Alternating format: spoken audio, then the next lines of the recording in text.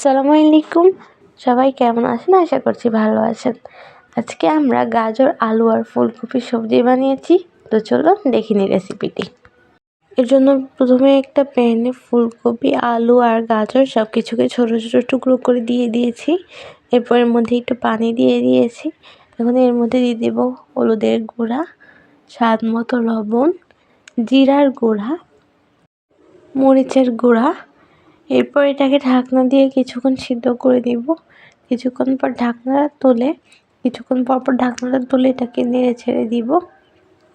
এরপর এটা ভালোভাবে সিদ্ধ হয়ে গেলে চুলা থেকে তুলে এর মধ্যে ফ্রাই প্যানে দিয়ে দিব তেল দিয়ে তেলটা গরম হয়ে আসলে পেঁয়াজ কুচি, কাঁচামরিচ ফালি করে রাখা কাঁচামরিচ দিয়ে এটাকে একটু ভেজে এর মধ্যে দিয়ে দিব রসুন বাটা, দিয়ে দিব ছোটো ছোটো টুকরো করে রাখা টমেটোটা একটু নরম হয়ে আসলে এর মধ্যে দুটো ডিম ভেঙে দিয়ে দিব।